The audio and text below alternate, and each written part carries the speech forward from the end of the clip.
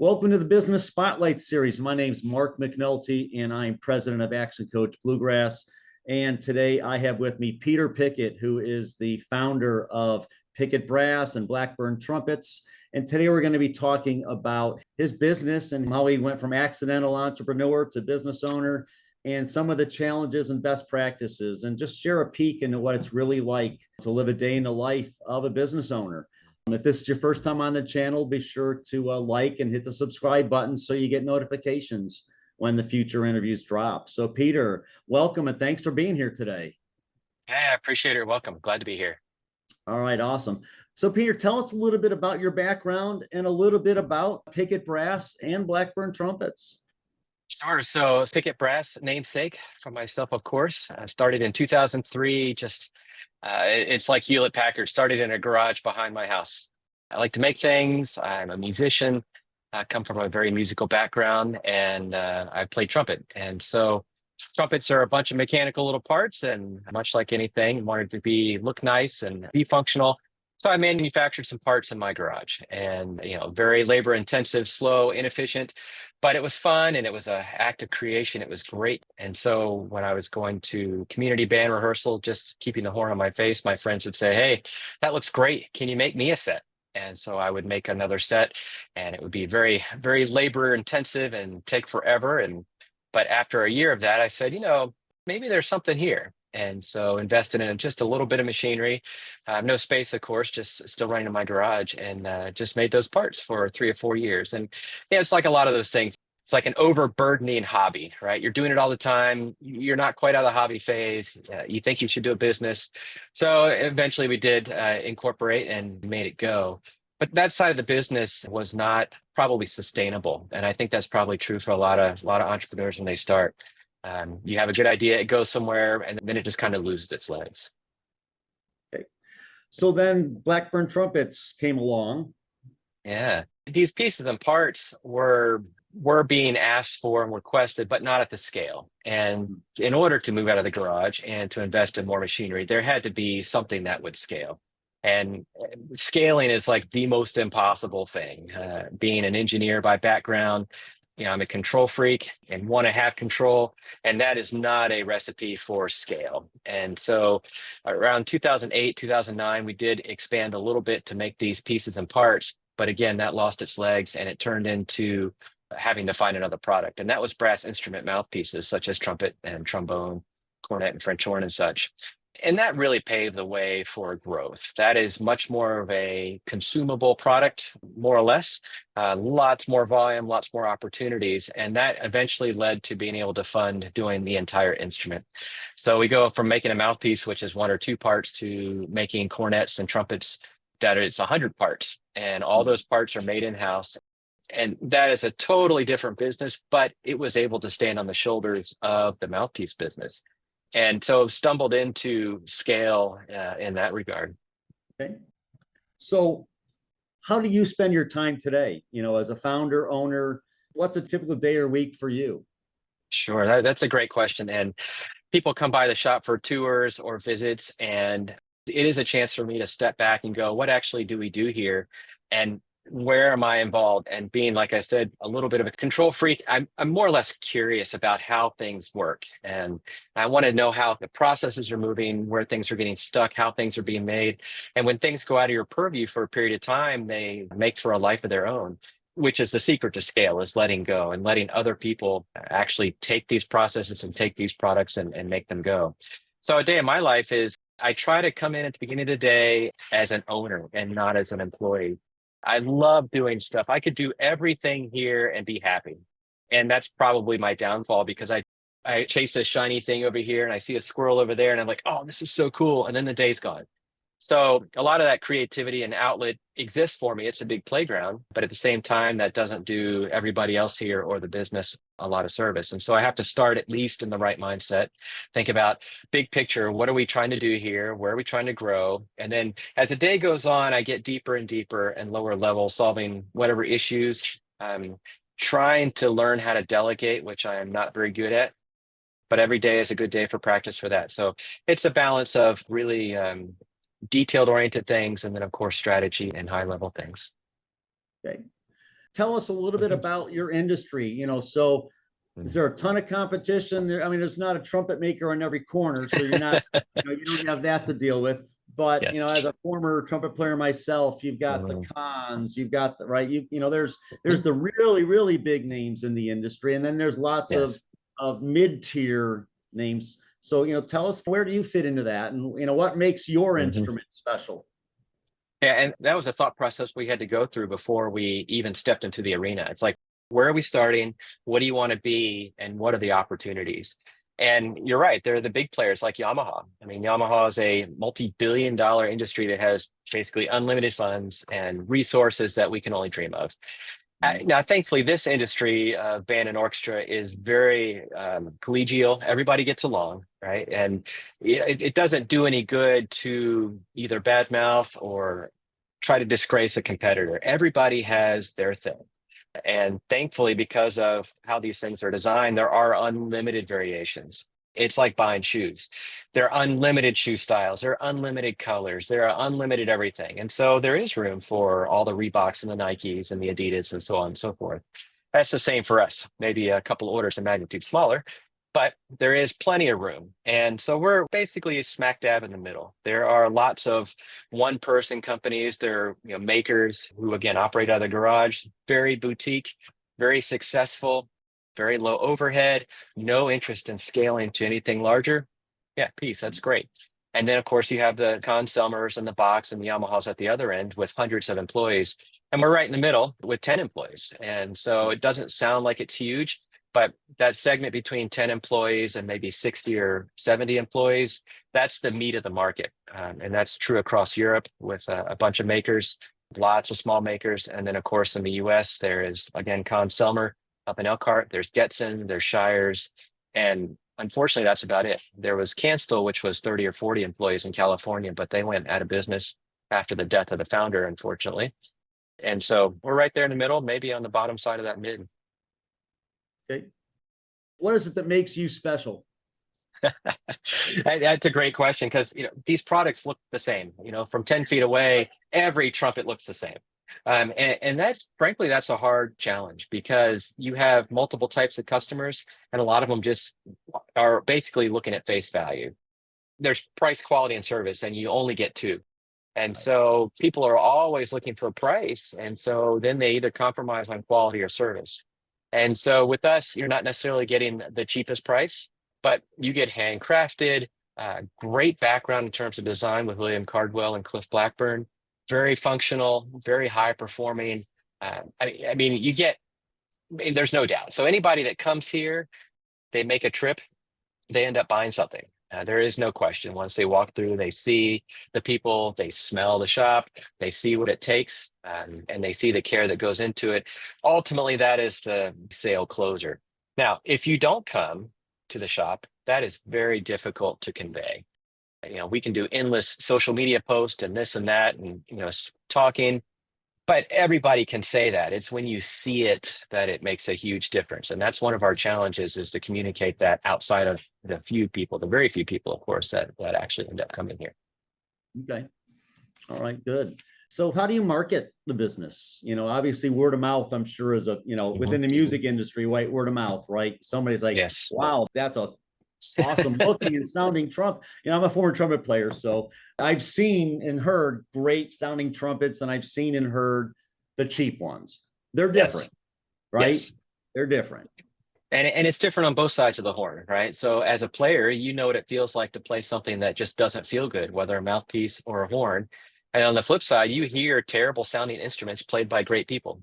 And so the whole thing is an instrument: you, the mouthpiece, and the horn. And when all those three things are in the right place, it's an amazing thing. And we see that in all of our heroes like Doc Severinsen. He is such a powerful mental instrument on this side that almost no matter what you put in front of him, it makes a huge, it sounds like Doc. Now, he is a lifelong learner, and he is super curious. And he's been to our shop a number of times. He plays on our mouthpieces, and he's always looking for that thing to complete all of this out into the instrument. And you can hear when he's uncomfortable with something. And this is true for almost any player. If it feels funny, then your body will do something different.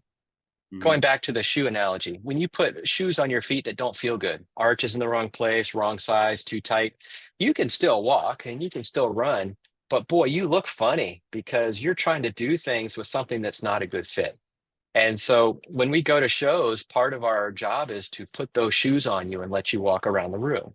So you get a mouthpiece, you get an instrument, you play it, you have your friend listen, and they go, it looks like you're working. I mean, what does it feel like on the other side? And there's a conversation with a very friendly environment, and you can watch the person change as people are reacting to what they're doing, and everything has to adjust. And when you get the right pair of shoes on your feet and your gait adjusts, it's amazing how comfortable you are, and you're much more relaxed. You can run further, it's easier, and there are no injuries. And that's true for mouthpieces and horns. You've got to find a fit. And then, per your point, it is a lot of word of mouth. It's a very slow business. It's difficult to market that experience and that quality that somebody feels. And when they talk about it, that has just an amazing power to convince those people that trust them. And so over several generations of players now, we have generated a huge reputation, and it looks instantaneous. It's what, overnight success in 20 years, right? Yeah. And that is hard to deal with. And you wish you could just tell everybody what you do and how great it is, and poof, and be in business. But this revolves a lot around trust. And so just because you say something, everybody says that. I don't believe you. And it's just passed off. Versus when you go to a trade show, people put it on their face and they go, oh, yeah, it does feel pretty good. Okay. Awesome. So what was the trigger because you were a mechanical engineer working for Lexmark. What was that trigger point that said, nah, I'm going to own a business? Oh gosh, I guess it's like unconscious obsession or irrational unconscious obsession. I like to create, right? So music is a form of creation, but I'm very tactile. I like pieces and parts, hence the mechanical engineering.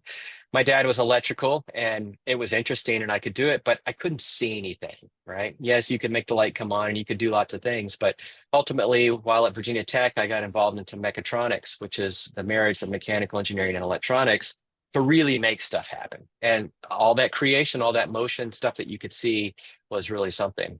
While at Lexmark, yes, we're making mechanical parts and machines. And so certainly that held my interest, and lots of skills came about there. But at the end of the day, I wanted to play and make stuff in that industry. And so again, like you suggested at the beginning, accidental entrepreneur.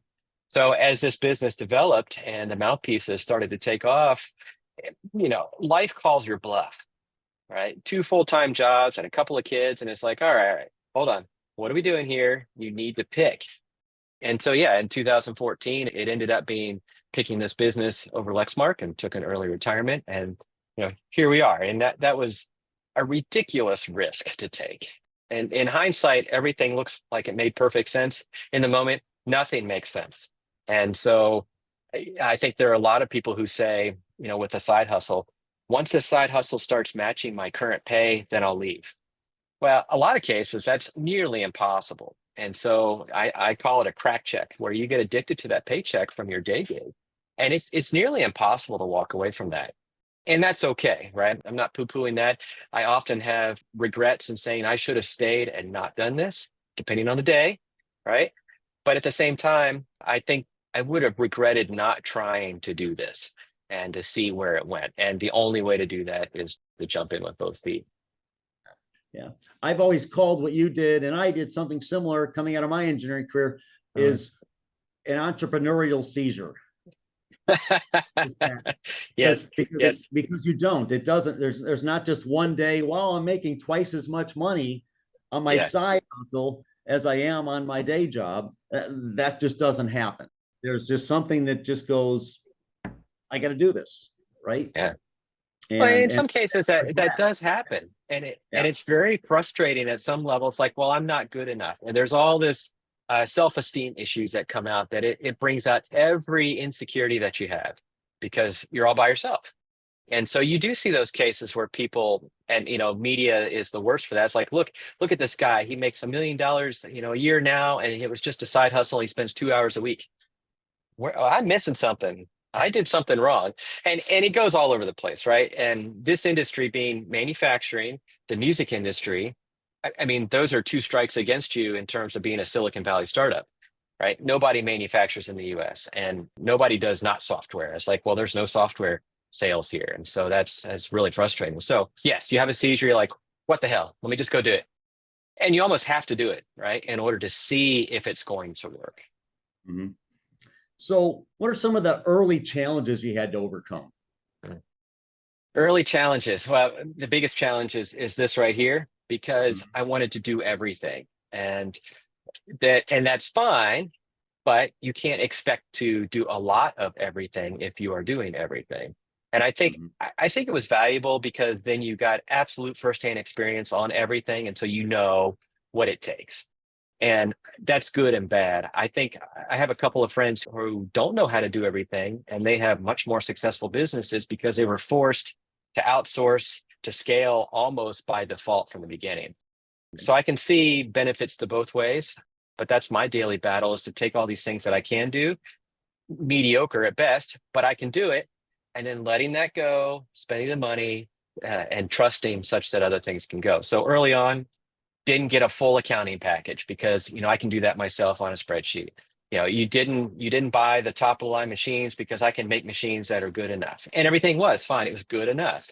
But today we have a CPA, we have attorneys, we have A-level machines, all the things that maybe we should have done at the beginning, but we may not have been willing to take the risk. Given that, and I call that being a recovering engineer. Yes.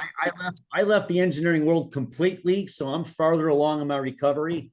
You stayed in the mechanical world, but yes, so you added team members. So as you built your team, so how did you build your team then? And how did you learn to let go of things and trust them? And what was that like? Yeah, I'm not very far along on that. I think it's it's more of just day-to-day survival. The demand has been there, and I have let that demand come in. And at the end of the day, you have no choice but to let go of something. And so part of the whole manufacturing side is, if the spindle is not turning, you're losing money. So how do you keep that spindle turning? Well, one is just pure automation, right? Automation costs money. Automation is complex. None of that makes any business sense on day one. And so ultimately, you bring in humans that have two eyes and two hands that are remarkably intelligent and functional compared to the best automation that's out there. Oh, and by the way, they see things, they have ideas, they can feedback and things that can improve. And suddenly you get, just an incredible value out of the people. And it's not to say that it's an extractive employee-employer relationship. The point is, you're bringing in partners, these people that can bring more ideas to the table. They can bring insight to things that you may have gotten used to, and just flows right through you now. It's just more active eyes and ears that make it work. And the goal, of course, is 1 + 1 is 3. And so each time you add somebody, it should be much more leverage so that the organization as a whole can do more. We still do invest in automation, but at the end of the day, you need people, and you need trustworthy people. Everybody that's here is a friend of a friend, all coming from musical backgrounds, so they understand, they get what we're doing. It means something to them, and I think that goes a long way too. And that you're bringing in solid people who have a soul, who care, and who want to do a good job, not because you're paying them, not because you have your thumb on them, but they're just inherently motivated. That character is indispensable. Yeah. So how do you build that sense of team and culture that results in people walking in and smelling it, feeling it, sensing it? Because that's, I heard you describe it. So how do you create the team environment and culture that delivers that? It's excruciatingly hard, and I've been excruciatingly lucky in being able to build that. I'm a broken record when it comes to staff meetings every other week. Thankfully we have free coffee here so that it convinces everybody to come to staff meeting. But I'm a broken record in preaching about, it's not what we do, It's how we do it, and it's why we do it. Anybody can build a trumpet, right? You can source a trumpet out of China for $50 and write your name on it and be a competitor tomorrow. And there are people that do that. But at the end of the day, Blackburn Trumpets has been around 40 plus years, and Pickett now has been around 20 years. That longevity is not just dumb luck, and it's not being funded by some trust fund either. It makes money, but it's because it's a legacy that I want to continue. And I believe at the core that it's not about me. It's not about any one person. It's about the spirit and the soul that we build into every part. These brass instrument mouthpieces are just machine pieces of metal.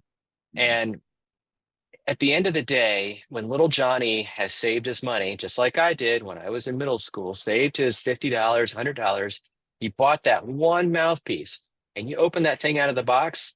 And I am convinced that little Johnny can feel whether or not somebody cared or didn't care when they made that.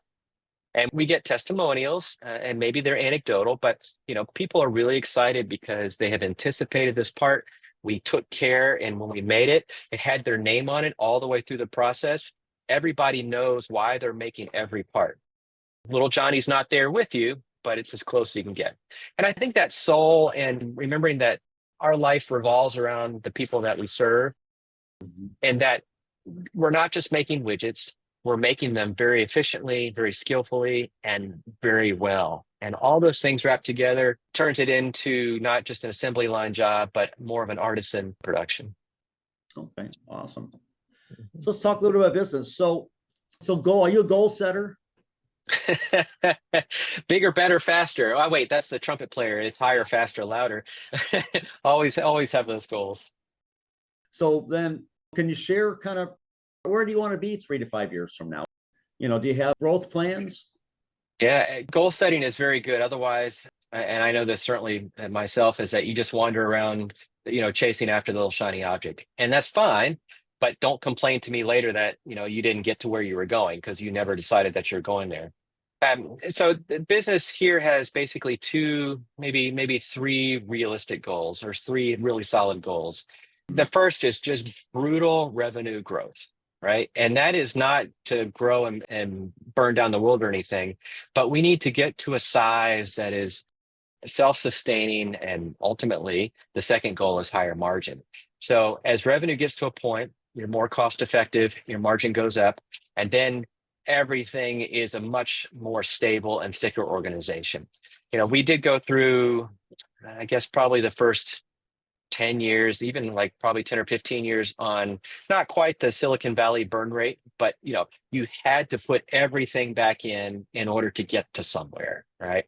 You had to not take a paycheck. You had to invest such that you could afford the person to help you scale, all those stepping stones that you have to go through. So the first two goals are revenue growth to continue to get to a certain point that I don't know what it is, but we're still growing. And then the margin is improving, which is good because then we actually have money at the bottom line in order to invest to get things more stable. Ultimately, it's succession planning that I think this industry is lacking, at least at our scale. I want to get to a point where the business is sustainable. It does not need me. And again, it's not for my sake, it's just for the organization's sake, such that if I get hit by a bus, everybody doesn't go home. That is a crappy feeling, right? You get on an airplane, you go, if this airplane goes down, oh man, that's going to be a problem. Mm-hmm. And I don't want that. And I see that too often in companies smaller than us, and a founder that comes along, brilliant, great craftsman, does amazing things, has a stroke. Well, that's the end of that. Certainly in that flavor. Vincent Bach was very intelligent and sold the Con in the days, right? Reynolds Schilke was able to sell. Binge was able to sell. Some of these previous generation companies, they did actually do some good succession planning. And as a result, you have those products today. Interesting, Cliff Blackburn's company is that Blackburn Trumpets deserved to live on, right? And I think that was a service to the industry in order to carry on that legacy and to make it such that it will go past us as well. Mm-hmm. Okay. So, you've got 10 employees. So who are the leaders in your team, or how are you developing leaders in your team so that you can someday just do owner stuff? Right. Hey, that's a good question. So when I was at Lexmark, I was also a manager and I had my share of IBM and Lexmark manager training. And one of the challenges, I'm sure you know this from the engineering community, is that they will take a successful engineer and promote them into management. And then you get an unsuccessful manager. And Mhm. it was a challenge. It was the same kind of calling my bluff. Here was this opportunity. I would regret not trying to do it, not thinking that I was going to be God's gift to management, but I should try it. And thankfully it was very forgiving environment, and I knew the technical side of things, and so I didn't have to so much worry about that. It was the people management. And Mhm. at that level, it was a lot of very highly skilled people and very intelligent people and very intimidating. And so it quickly, put me in my place, and that, yeah, let's learn how to deal with very powerful and skilled and intelligent people. And that respect goes a long way. And so coming here, then we didn't have any structure. It was very unstructured work environment, and for lack of a better term, hierarchy. And part of that was because I didn't know any better, and everything was running. Just do what you need to do, and let's live to see another day. And that works with a very small segment of people, and for not very long, and in an organization of a certain size. So we did institute a management structure, which when I talk about it, I feel really silly in that we have three managers, so they cover the mouthpiece production, instrument production, and customer experience. And the departments are like two and three people. And so on a superfluous level, it looks like you're turning into corporate America before you even get very big. On the flip side, it's been a good exercise for how to delegate and to let the managers do their job. Yes, they're all in production per se, but they have administrative duties, they have people duties and business planning duties. And it's a very immature organization in that the delegation is not super clear and there are lots of loose ends, but there's some structure. And so that's something that we can build into and enjoy the liquidity of it, the elasticity of it. And it gives us a chance then when you hire somebody, now there's a little bit more structure to come into, as opposed to, well, here's another person in this room full of kids. And it's like, it's just everybody's running around with their head cut off. We don't have that. So that's helpful. Okay, that's awesome. Well, we've covered a lot of tips there, a lot of honesty. That's what I love about working with entrepreneurs. The honesty, and it none of this comes easy, No, right? And no. from the outside, it might look like it, but on the inside, Mhm. none of this comes easy. No one's a natural business owner, right? You're natural born business owners, right? It's a process of learning and stuff. So really, so for our viewers, make sure you watch us a couple times. There's a lot of little Mhm. things in there that Peter shared with us.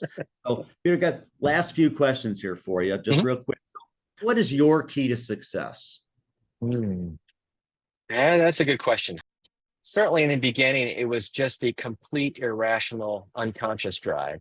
I think that is the number one, just innate bad habit in a lot of cases, but in this case, it served me well.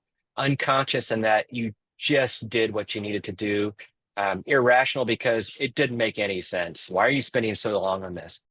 And it's drive. Again, it's slow, right? Nobody's going to burn down the world in this industry in 2 years, 5 years. So unconscious, irrational drive coupled with optimism. Otherwise, I don't think you could get up in the morning and think, oh my God, what in the hell am I doing? So it has to be those three things: very optimistic, irrational, unconscious, and driven. Okay, awesome. So what's one piece of advice you'd give other business owners? Ooh, one piece of advice: that there is no one answer to any problem or way of doing things. How many business books have you read that say you should do this, or think like this? I think stories and biographies and business fables, all the business self-help books, they're very interesting, and there's a tidbit of knowledge in every one of those. But your story is unique, and when I do talk about where I came from and what I did, it again, it makes all perfect sense. It looks like a fairy tale, and I have people say, "Well, I'm going to get my mechanical engineering degree, and then I'm going to finish playing, and I'm going to do what you do." Whoa, whoa, whoa. I mean, I wouldn't suggest that. I think you have to follow your own path. Don't lose track of the dream. It's not that you don't want to do this, but you're going to get there in a different place. And it took me a long time to figure that out. And I think part of the unconscious, irrational side forced that along to me, in that here we are. And I have to remember that going forward and not to try to go down a trodden path that's already there. So everybody's story is unique and you'll get there your own way, but don't lose track of all the little tidbits along the way because they will help at some point. Okay. Awesome. So talked about reading books. So the next question is about books. So is there a book you've read or listened to that you would recommend that other entrepreneurs read? Predictable Success is probably the most recent one that I read that was the most non-hypey business book. It's a business consultant, and I honestly I can't remember his name right now. But just looking back, not so much in cause and correlation, overfitting, much like Good to Great, which I think is guilty of a little bit of overfitting and taking things out of context. The Predictable Success generalizes much more about small businesses and their stages of growth. And it's much more relatable to me than talking about Nucor Steel. Right. Here are companies that have gone through startups and it's complete chaos. And all you're trying to do is live through the day. Oh, I've been there. Right. Or other times where it feels like we don't know what we're doing. I've been there. Right. Yeah. So Predictable Success seems to be one of my more recent ones that seems to hit home and more relatable, both to where I am as well as like where Lexmark and these multi-billion-dollar corporations are. You can kind of see now the relation. And then you can also choose a little more consciously where you want to be. So I think that one is one of my favorites here recently. All right, awesome. Thanks. So second and last question. So if you had one area of your business that you can improve tomorrow, what would that be?